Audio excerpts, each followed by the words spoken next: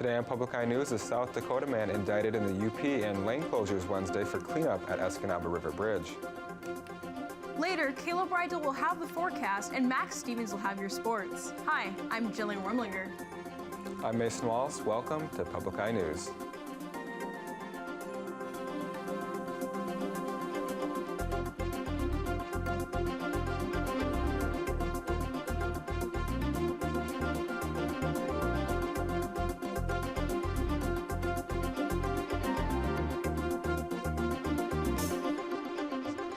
The South Dakota man arrested in connection with the death and dismemberment of the woman found in a UP river has been indicted. 45-year-old Stephen Falkenberg was indicted by a grand jury on charges of second-degree murder and first-degree manslaughter. Police say he killed his girlfriend, 46-year-old Tamara Laffenboys, and dumped her body in Menominee County's Little River. Authorities say Falkenberg cut off Laffenboys' head, hands, and feet to try and prevent her body from being identified. And drivers will encounter some delays Wednesday morning in the US 2, US 41, M35 work zone on the Escanaba River Bridge. Starting at 9 a.m. on April 3rd, contractors will clean the work zone, straighten barrels, and adjust the lane separators, with work expected to be completed by 3 p.m. MDOT is investing $20.5 million in the replacement of the US 2 bridge over the Escanaba River and the Escanaba and Lake Superior Railroad Bridge over US 2. Currently, the work has been suspended due to weather conditions, but it is scheduled to resume in May and be completed in early July. April 2nd is World Autism Day, and the entire month of April is Autism Awareness Month. It's meant to bring awareness and support to those living with autism and how we can all better understand and interact with them. On World Autism Day, everyone is encouraged to wear blue to raise awareness of autism. NMU Best Buddies President Seton Trost and Vice President Molly Harvey say that many times people view those on the spectrum as odd, but they say we should treat everyone with respect and kindness. Best Buddies hosts activities every month to help connect people who are differently abled with others on campus or in the community. These include activities like going bowling, scheduling board game nights, and more. The program is open to anyone in the community who would like to make some new friends. And as long as there's snow on the ground, there will be skiers on the slopes. Iron River's Ski Brule is continuing their tradition of having the longest ski season in the UP. Ski Brule says they're not concerned about snow melting with the temperatures rising because it does get cold again at night. In fact, a lot of the snow is man-made. They plan to stay open as long as conditions are good enough to give their guests a good experience. The public is invited out each weekend to check out the different events and deals they have going on. The future of Presque Isle was discussed Monday evening in a joint meeting with the Marquette City Commission and the Presque Isle Park Advisory Committee. The Advisory Committee is working on a new land use policy for the park and are hoping to address many of the issues facing the park. One of the biggest issues currently is people parking their vehicles outside of designated parking areas. Assistant Director for Community Services for Presque Isle said, quote, "One of the main issues we were looking at is parking congestion at Black Rocks, where you cannot get emergency vehicle access when people are parking on both sides of the road," end quote. A proposed fix was to limit the hours that people can drive through the park. This dialogue will continue into their April meeting. And the Calumet Coliseum has officially been named Hockeyville, USA, and has been awarded the $150,000 grand prize. They have a long list of possible updates for the 106-year-old rink, including the compressors, a heating system, and repairs to the roof, and many more. The Kraft Hockeyville officials and members of the NHL Association will be at the Coliseum April 10th and 11th to look at the facility to determine the changes that must be completed to be NHL standards. No dates or teams have been set for the game. And stay tuned. After the break, we'll have your national and international news. I've been around the world, but there's one place I keep coming back to. This week on UTR, it's our first ever Do-Gooder special, where we revisit some of our favorite philanthropists. We'll show you a league that's a miracle, people that are making reading a reality, and a basket full of food for hungry kids. We'll even show you why Fido truly is man's best friend. This isn't Under the Radar. You just gotta see. Thursday at 9:30, Friday at 5, and Saturday night at 10:30. And welcome back. Yesterday, an 8-meter sperm whale was found dead off Sardinia with 22 kilograms of plastic in its belly. This prompted the World Wildlife Foundation to sound an alarm over the dangers of plastic found in the Mediterranean Sea. The group said the garbage recovered from the sperm whale's stomach included a corrugated tube for electrical works, plastic plates, shopping bags, and more. Between 150,000 and 500,000 tons of plastic objects and 70,000 to 130,000 tons of microplastics wind up in Europe's seas each year. Last week, the European Parliament approved a new law banning a wide range of single-use plastic products, including plates and straws, starting in 2021. And the House Oversight Committee is investigating red flags in the security clearance application process for top-level White House officials. Mo Langui reports from the White House. Thank you, Mr. Chairman. The House Oversight Committee is voting on whether to issue subpoenas to investigate how White House officials, including President Trump's son-in-law, Jared Kushner, received top-level security clearances. The White House needs to understand that they cannot stonewall and stall this committee for months. Democrats want to hear testimony from Carl Klein, the former director of the Personnel Security Office, about reported irregularities in the White House's security clearance process.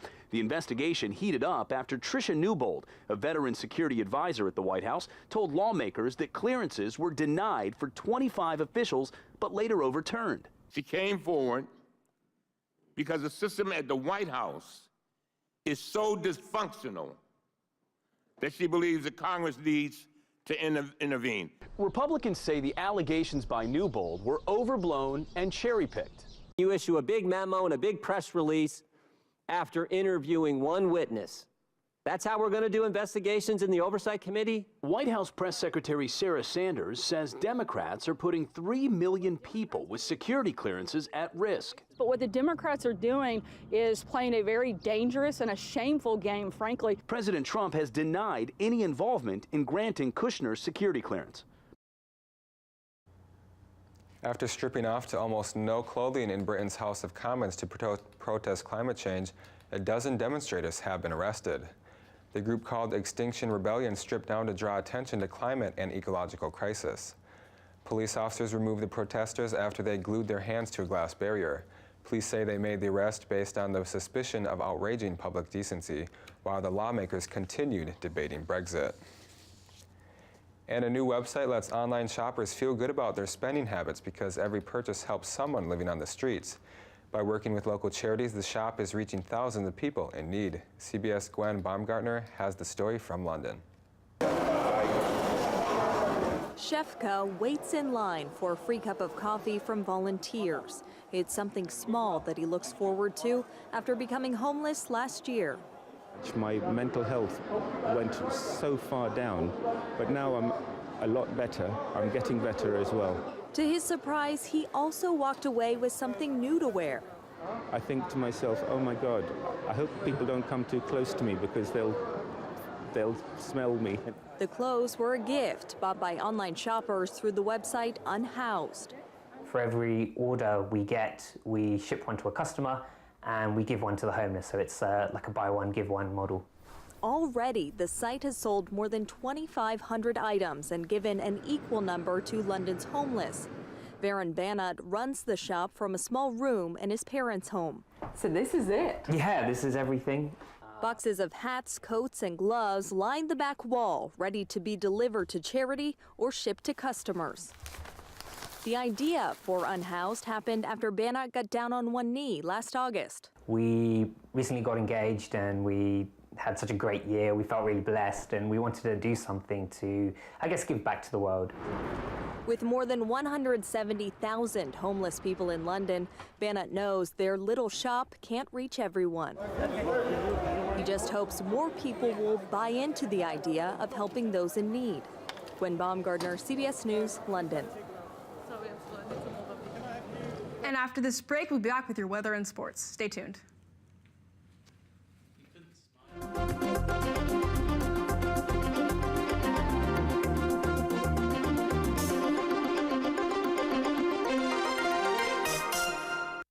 That's beyond cool. That's epic. On Finding Your Roots, filmmaker Alejandro G. Iñárritu. I always has been curious what make me what I am. Performance artist Marina Abramovich. Okay, this made me very proud. And painter Kehinde Wiley. This is intense. Warriors, soldiers. Who's a fighter? Powerful ancestors. It's like being descended from royalty. Wow. Finding Your Roots. Tonight at 8 after PBS NewsHour on Public TV 13. Welcome back. I'm Kayla Rydell, going to be taking you through your weather for today. As you can see behind me on the NMU campus, a lot of that snow has been melting off as we have been getting a bit higher temperatures out here, especially in the 40s. That has been melting off some of that snow. Those big snow banks are still around, but this weekend they might be washed away by the rain. Current conditions outside right now are partly cloudy with a temperature of 47 degrees, winds out of the south-southwest at 14 miles per hour, and a barometric pressure of 29.77 inches and falling. Taking a look, tonight we're going to see that rain start to come in. We have a low of 28 degrees and winds out of the west at 15 miles per hour. And then tomorrow, partly cloudy with a high of 37 with winds out of the west-northwest at 21 miles per hour. Taking a look across the UP, we're going to see spotty clouds everywhere. We're going to start over in Sault Ste. Marie with 42 degrees, 38 in Manistique, Escanaba with 41, down in Menominee, that 42 degrees, looking at the western half of the UP, 47 in Iron Mountain, Ironwood with 44, up in Keweenaw and Houghton with 46, and back here in Marquette, 47 degrees and partly cloudy. Let's take a look at your week ahead. Now on Thursday, we're looking at a high of 40 degrees, low of 30, and some clouds out there. Friday with a high of 48, low of 35, and some clouds. And then Saturday, we're gonna get our highest temps with a high of 50, a low of 42, and some rain. We are looking at quite a bit of rain potentially this weekend. I think we've needed it, a big old storm, and I hear things are not going too well for the AAF. No, it's a rainy day for the Alliance, Caleb. The Alliance of American Football is suspending all of its football operations today. Tom Dundon, who became the majority owner of the AAF back in February, said last week that the league was in danger of folding without help from the NFL Players Association. Dundon, also the owner of the NHL's Carolina Hurricanes, made a $250 million investment when the league was reportedly in danger of not making payroll last month. The AAF, composed of 8 teams and billed as a development league, kicked off the weekend after the Super Bowl and made it 8 games into its 10-game regular season. And the Detroit Lions have reached an agreement on a 1-year deal with running back C.J. Anderson. The move adds a veteran big back to the team, filling the gap left when the Lions elected not to re-sign LeGarrette Blount earlier in the offseason. The 28-year-old former Pro Bowler had a career resurgence last year with the Los Angeles Rams at the end of the regular season and in the playoffs, filling in for the injured Todd Gurley. Anderson will likely play a complementary role to Kerryon Johnson and compete for the number 2/number 3 back role with Zach Zenner, who re-signed with the Lions earlier this offseason. And the Detroit Red Wings announced today they have agreed to a 2-year contract extension with head coach Jeff Blashill. The extension shows a vote of confidence in their coach, who is currently in his 4th season. Currently, the Red Wings are 31, 38, and 10 and will miss the playoffs for the 3rd consecutive year after making the playoffs for the previous 25. In spite of the team's recent rebuilding efforts, Dylan Larkin, Andreas Athanasiou, and Tyler Bertuzzi all have career highs in goals and points this season. Both Larkin and Athanasiou also signed multi-year contracts last summer.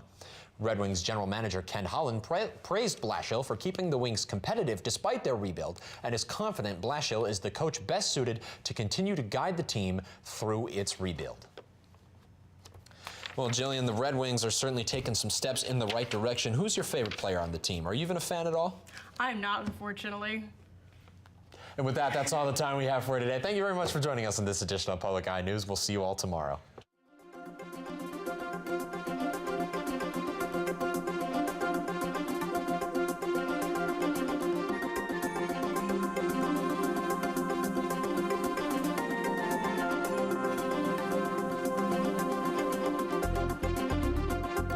The preceding program was produced in studios located in the Edgar L. Hardin Learning Resources Center by WNMU-TV, Northern Michigan University Public Television.